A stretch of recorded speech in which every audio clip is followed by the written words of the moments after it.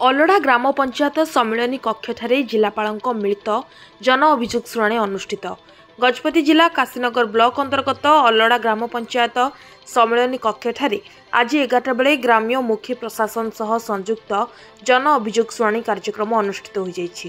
मुख्य अतिथि भाव गजपति जिलापाल विजय कुमार दास, आरक्षी अधीक्षक श्री जतेन्द्र कुमार पंडा, मुख्य उन्नयन अधिकारी तथा निर्वाही अधिकारी जिला परिषद डॉक्टर गुणनिधि नायक प्रमुख उपस्थित रही अल्लड़ा ग्राम पंचायत समेत साइली, किड़ीगाँ और गोरीबंध पंचायतर समुदाय मोट 46 गोटी अभियोग पत्र ग्रहण करथिले।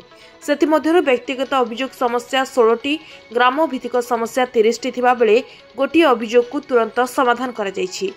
आज अभियोग शुणाणी शिविर में प्रधानमंत्री आवास योजना, सामाजिक सुरक्षा, जमी पट्टा, मनरेगा, गृह निर्माण, राशन कार्ड, शिक्षा, जलसेचन, स्वास्थ्य और रास्ता समस्या भली विभिन्न समस्या ने अभियोग आसाला।